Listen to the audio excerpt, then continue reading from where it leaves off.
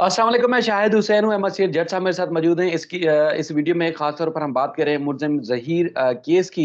एक तो ये है कि आज लाहौर में 2 केसेस ज़ेर समाअत थे। उस हवाले से क्या प्रोग्रेस है अहमद सैयद जट साहब से जानेंगे। और इसके अलावा कल चूँकि 19 अक्टूबर है और सिंध हाई कोर्ट ने तमाम इदारों से तफ़सीलात तलब की थी। और जैसे हमने आपको बताया था गुज़िश्ता समाअत पर भी कि अदालत रूल फ्रेम करने जा रही है कि कोई ज़ाती हैसियत से किसी भी शहरी के खिलाफ, किसी आम आदमी के खिलाफ या इस केस में जो मुद्दई हैं उनके खानदान के खिलाफ अगर कोई तज़दीक करता है तो उसके खिलाफ किस तरह कानूनी तौर पर निपटा जाएगा। उस केस की कल समाअत है, लेकिन उससे पहले एक धमाका-ख़ेज़ चीज़ सामने आई है, वो आपके सामने शेयर करेंगे वीडियो के आखिर में। तो जज साहब आपका सर बहुत शुक्रिया। आज लाहौर में कार्रवाई थी, केसेस की समाअत थी, आज अदालत में क्या कुछ रहा, वो हमारे नाज़रीन तक पहुँचाइएगा सर। बहुत शुक्रिया। शायद भाई लाहौर के अंदर आज एक दावा था जो बच्ची की तरफ से दायर किया गया था 23 जुलाई को।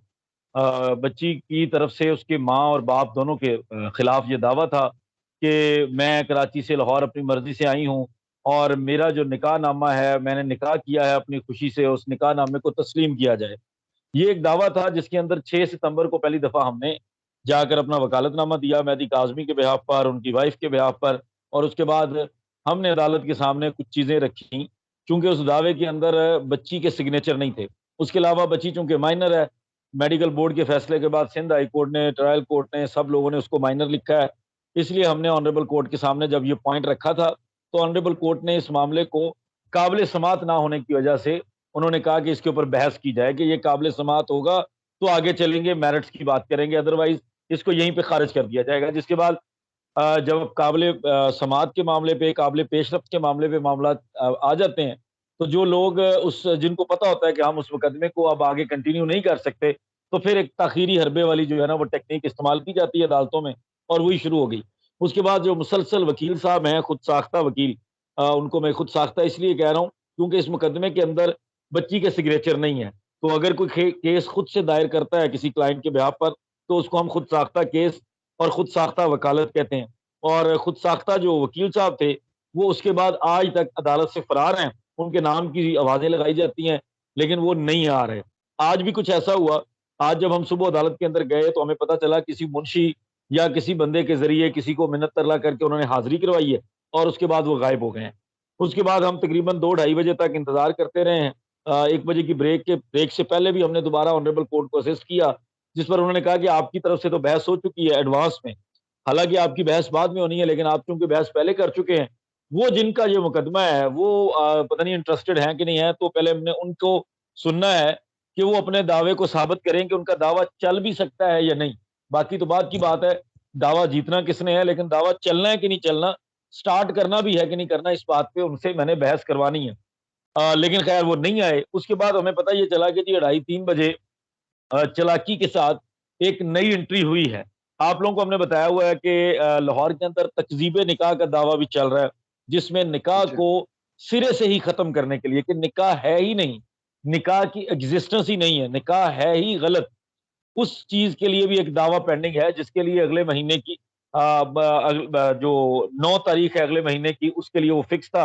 और उस दावे के लिए ज़हीर की तरफ से एक दरख़्वास्त आई है, वो दरख़्वास्त भी खुद साख्ता है, क्योंकि वकालतनामे के मुताबिक 18 तारीख को ज़हीर लाहौर के अंदर सिग्नेचर कर रहा है, लेकिन हमारी इत्तलात के मुताबिक वो लाहौर के अंदर नहीं है।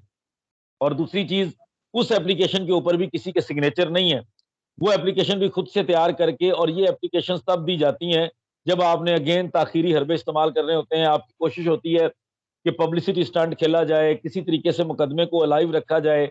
तो इस चक्कर में वो दरख़्वास्त दायर की गई है और ज़हीर का मौक़िफ़ ये आया है कि जो मेहदी काज़मी साहब ने मेरा निकाह, बोगस निकाह जो ख़त्म करवाने के लिए रुजू किया है, वो मुकदमा, और जो मेरी मुबैय्यना जो अगवाकार मग़विया है, जिसको मैंने अगवा किया है, उसकी तरफ जो वालिदैन के खिलाफ जो मुकदमा है, इन दोनों को इकट्ठा कर दिया जाए, चूँकि ये एक ही चीज़ है। जो कि बड़ी जी। अजीब चीज़ सुनने में लगती है कि एक बच्ची की तरफ से, कमसिन की तरफ से जो दावा है, और एक जो वालिद की तरफ से दावा इस मुल्ज़िम के खिलाफ है, कहता है उन दोनों को इकट्ठा कर दिया जाए। इसके लिए एक नई दरख़्वास्त देकर बड़ी चालाकी से अपनी तरफ से वो किया गया है, लेकिन उसके ऊपर भी 29 तारीख के लिए वो रखी है डिस्ट्रिक्ट एंड सेशन जज साहब ने। उसके ऊपर हमने 29 तारीख को जब जज साहब को सारे फैक्ट्स बताने हैं, जब हमने इनके फ्रॉड बताने हैं, चीटिंग बतानी है, कोर्ट के साथ जो इन लोगों ने धोखाधड़ी की है, कोर्ट्स को चीट किया है, जब हमने वो सामने रखना है, तो वो 29 तारीख को इंशाल्लाह ताला खारिज हो जाएगी। अब लेकिन चूंकि डिस्ट्रिक्ट एंड सेशन जज के पास एक नई दरखास्त आ गई है, उसकी वजह से नीचे सिविल जज साहब ने उस दरखास्त के फैसले तक इस मामले को आगे एडजर्न कर दिया है। जो ऑर्डर वो लिखेंगे, आज अभी तक उन्होंने ऑर्डर लिखा नहीं था, तो वो भी इंशाल्लाह ठीक है। ताला कल हम आपके सामने रख देंगे। अच्छा सर, हमने गुज़श्ता समात पर जब ये तमाम यूट्यूबर्स जो कि जालसाज़ी करते हैं, फेक न्यूज़ चलाते हैं या फिर मेहदी अली काज़मी साहब और उनके ख़ानदान की तज़दीक करते हैं, अदालत के रोकने के बावजूद मुसलसल तज़दीक का अमल जारी था। उस पे सिंध हाई कोर्ट ने जो हुक्मनामा जारी किया था, वो हमने रिपोर्ट किया था। अच्छा, अब बस बावसूख ज़राए बताते हैं कि मेहदी अली काज़मी साहब और उनके ख़ानदान की चूँकि तज़दीक अब भी जारी है और लास्ट जो समात हुई थी, उसके बावजूद भी जारी है। और अब जो कि कुछ वहाँ के ऐसे मुबैना यूट्यूबर हैं, जो कि मुख्तलिफ तरीकों से जो है वो इनकी तस्दीक कर रहे हैं, उनके खिलाफ मेहदी अली काज़मी साहब के ख़ानदान ने पीटीए से और बाकायदा तौर पर कराची में एफआईए से रजू कर लिया है, ताकि कानून के मुताबिक इनके खिलाफ कार्रवाई की जाए। चूँकि जो ये इल्ज़ामात आयद कर रहे हैं, मनगढ़ंत और झूठे और बुनियाद इल्ज़ामात आयद कर रहे हैं, इसके खिलाफ जाके इनका मुँह बंद कराया जा सके। और कल ही चूँकि एक इम्पोर्टेंट समात भी हो रही है सिंध हाई कोर्ट में, तो आप क्या समझते हैं कि ये जो पीटीए से रजू किया गया है, एफआईए से रजू किया गया है, सिंध हाई कोर्ट के रोकने के बावजूद जो है वो तज़दीक और इस तरह जो खानदान की तज़लील का अमल है, वो जारी है, तो अब कल मज़ीद क्या कुछ मुतवक्के है सिंध हाई कोर्ट से? देखिए शाहिद भाई, जो सिंध हाई कोर्ट ने जेस्चर दिया था इस मुकदमे के अंदर, उन्होंने पहले तो इस मुकदमे को हसास करार दिया था। उन्होंने इस मुकदमे को मेहदी अली काज़मी की बेटी के अलावा उन्होंने ओवरऑल कि जो ये मामलात डिजिटली बैठकर कोई भी बंदा किसी की तस्दीक करता है, उसके हवाले से भी अदालत ने इस मुकदमे की बुनियाद पर सोचना शुरू किया था। जिसकी वजह से उन्होंने वफाकी हुकूमत, सूबाई हुकूमत, इन सबको पार्टी बनाने के लिए भी हुक्म दिया था। आपको याद होगा चीफ सेक्रेटरी साहब और सेक्रेटरी इंटीरियर को भी इसके अंदर फरीक बना लिया गया था। अहमद अली हुसैन साहब जो मेहदी काज़मी के वकील हैं, उन्होंने वो मेमो जमा करवा दिया था। अब जो होने जा रहा है, जो बज़ाहिर लग रहा है, क्योंकि कुछ चीज़ों में बेज़ाब्तियाँ हैं, कुछ चीज़ों में हमारे पास कोई ज़ाब्ता है नहीं, जो ये मुँह उठा के कोई भी बंदा कोई भी बात कर देता है, किसी के भी बारे में कुछ भी बोलने का एक लाइसेंस मिल गया है ये डिजिटल प्लेटफ़ॉर्म के ज़रिए, उसके लिए सिंध हाई कोर्ट बाज़ाब्ता तौर पर कुछ चीज़ें तय करने जा रहा है। सिंध हाई कोर्ट की तरफ से कुछ इदारों को अहकामात जारी किए जाएँगे। एक तो ये लॉन्ग रन में प्रोसीजर चलेगा। इस मुकदमे के लिए भी जो-जो इदारे कार्रवाई करने के अहल हैं, जो-जो इदारे कार्रवाई कर सकते हैं, उन इदारों को अहकामात जारी किए जाएँगे कि आप लोगों के ज़िम्मे है कि अब आप लोगों ने इस मुकदमे अंजाम तक पहुँचाना है।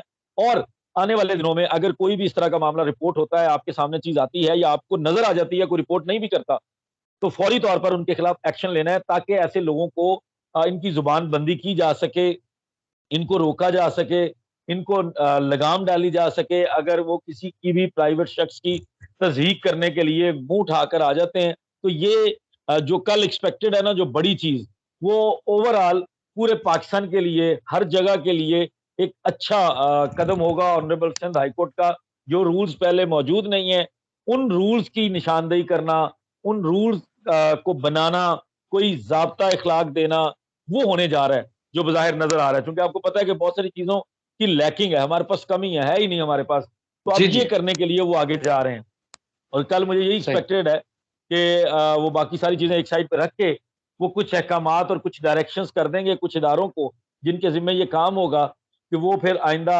ऐसे लोगों को लगाम डालें, बगैर किसी की दरख़्वास्त के। अगर उनके सामने आ जाता है, तो वो फिर भी लगाम डालेंगे उसको। बिल्कुल सर, आपका बहुत शुक्रिया। बहुत अहम चीज़ है कल की, क्योंकि जस्टिस शफ़ी मोहम्मद सदीकी साहब की अदालत से जो कुछ भी होगा, इंशाल्लाह वो भी रिपोर्ट करेंगे। और जो नई चीज़ें हुई हैं कि बाकायदा तौर पर एफआईए से कानूनी तौर पर सिंध हाई कोर्ट ने भी डायरेक्शन दी थी मुद्दई को कि अगर कोई भी काबिल एतराज़ मवाद है सोशल मीडिया के ऊपर आपके खिलाफ, तो आप रजू कर सकते हैं। पीटीए ने कई लिंक्स और यूआरएल जो नंबर थे उनके वेबसाइट्स के या यूट्यूब चैनल्स के, टिकटॉक पे, फेसबुक पे, वो भी ब्लॉक करने का दावा किया है। और उसके बाद उम्मीद की जा रही है कि जो नए लिंक उनको दिए गए हैं, उनके खिलाफ भरपूर किस्म की कार्रवाई की जाएगी। सर, आपका बहुत शुक्रिया, आपने कीमती वक़्त दिया। कल इंशाल्लाह मज़ीद भी इस सिलसिले में जो कुछ भी होगा, हम अपने नाज़रीन तक पहुँचाएँगे। अपना ख़्याल रखिएगा। अल्लाह हाफ़िज़। बहुत